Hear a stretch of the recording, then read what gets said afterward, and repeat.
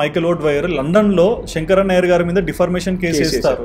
సినిమాలో ఏం చూపించారంటే శంకరన్ నాయర్ గారు జనరల్ డయర్ మీద కేసు వేశారు, అది కూడా భారతదేశంలో. No, it this happened other way around. 11 మంది గిల్టీ అని చెప్పారు సార్ శంకరన్ నాయర్. ఒక్కరు London School of Economics student sir sir Sankaran Nair is not guilty. So ఈ కేసు ఇప్పుడు ఏమైందంటే ఒక స్టేజ్ వచ్చి ఆగిపోయింది. ఇప్పుడు now he has to decide. Sankaran Nair said no, I will not ask for mistrial. ఏం కావాలండి, ఈయన జనరల్ మైకేల్ ఓడ్వైర్ ఈ కేసు వేసినప్పుడు ఆయన ఏమన్నారంటే ఆ టైంలో 1000 points ఫైన్ కడితే నేను ఓకే అని చెప్తానని చెప్పి ఆయన కేసు వేసినప్పుడు, లేకుంటే అపాలజైజ్ చేయాలి. శంకరన్ నాయర్ చెప్పి నేను అపాలజైజ్ చేయను.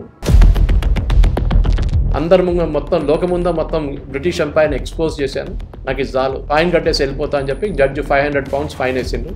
కట్టేసి came back to India where he was received as a hero. Problem ఎక్కడ వస్తుందంటే మన హిస్టరీ బుక్స్లో ఇది ఎక్కడ లేదు. మోదీ గారు ఏదో మధుబనీలో ఎక్కడ మా మీటింగ్లో మాట్లాడారు దీని గురించి, సినిమా గురించి. అప్పుడే అందరికీ అది ఇట్లా ఉందా అని చెప్పి శంకరన్ నాయర్ అని చెప్పి తెలిసిందన్నమాట. శంకరన్ నాయర్ जी एक प्रसिद्ध वकील थे और उस जमाने में 100 साल पहले अंग्रेजी सरकार में बहुत बड़े पद पर विराजमान. మీరు జలియన్వాలా బాగ్ వెళ్తే అందరు మార్టర్స్ ఫోటో పెట్టారు అక్కడ, చనిపోయిన అందరు ఫోటోలు వాళ్ళ పేర్లతో సహా. దాంట్లో లాస్ట్లో అందరు ఈ మార్టర్స్ అందరు చనిపోయిన వాళ్ళు అందరి తర్వాత ఉద్ధమ్ సింగ్ ఫోటో ఉంది, దాని పక్కన ఒక ప్లాక్ ఉంది, చెటు శంకరన్ నాయర్.